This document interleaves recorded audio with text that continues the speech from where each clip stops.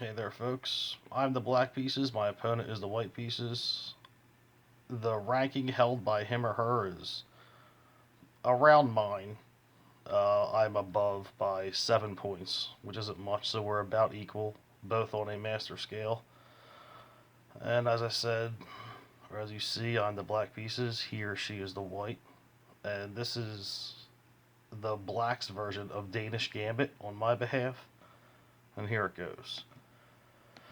Queen's opening. I meet him halfway with the queen's opening, and then I give him my king's pawn. Thinking that he's going to take it, he plays almost the Guacapiano or central game.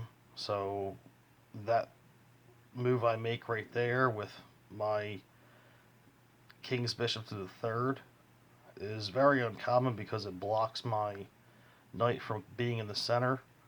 But hoping that he eats my centralized king's pawn, this is why I played that. He does that just so.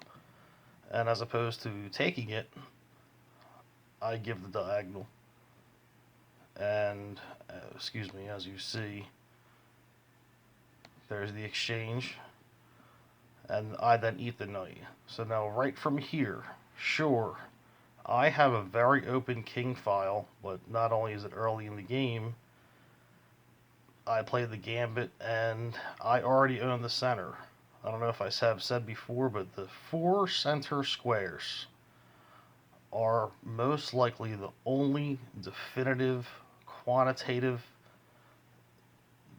position or overall thing that you want to utilize within your first 5 to 10 moves in chess. You want to control the four center squares. There are not many definitives, if you will, in chess except for that. Just mathematically, you want that. Now I'm going to go through it somewhat fast just so you can see. So he threatens my bishop, I threaten his queen, and I make him, by threatening his queen, I make him bring out pawns that he most likely doesn't want to do. I play some grab ass. He's not going to bring out that pawn, threaten my bishop again. I move back. Now, I could have moved back directly in front of my king, but I kind of want to taunt him. And right there, that end pawn that he moves tells me damn near everything about how he plays and what he wants to do. I don't have all the answers. Those answers I do have. There are a lot of things you can tell from your opponent by how he utilizes early. As you see, in his camp, he has moved only one power piece, and we are already 9 moves in. That is horrendous. There, his second power piece moved, and it is just insignificant. So I really start to lay on the funk, and here it goes. As you see that open square on b3, here goes my bishop right there, forcing him to move his king. Now he cannot castle. I'm going to just continue to attack and just pound that side, forcing him either into submission or an inevitable checkmate. There's my castle, and here's the end of the world for him. Center that knight, threatening that queen bishop. He's forced to move that, and even in the event, because what that does is threaten my bishop that put him into check on b3, I could just eat it with my knight and then fork both his rook and his king and his king's bishop, his white bishop. But instead, what I do is I fork his knight, or excuse me, with my knight, I fork his rook and his queen. He cannot take it with he cannot take my knight with his king, obviously because of my bishop.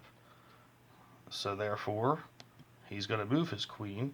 I'm going to move my king, or I'm going to move my knight, threaten his queen, forcing him to move his queen once again. There it is. And now I'm going to bring out, or now I'm going to eat that pawn. There it is. He's going to eat my bishop. And then here comes my queen, and his whole side is compromised. Of course, he's going to move his queen in order to guard, and I'm just going to pick him apart. There's a check. Now, the absolute only thing he can do is move there. Again, insignificant, and the end is just approaching near. So there's my threat to his bishop, and in the event he takes that, takes my knight with his queen, I could eat it, but instead he uses that to block the inevitable checkmate. Totally fine with me. So I'm just going to play a little bit of grab ass. I'm just going to let it build up for him. There's my threat to his bishop. Then there he goes right there. Now what should I do? Decisions. I'm just going to move my queen. I'm not in any rush to get a checkmate. And then there he makes just a horrifying move. Now I'm still playing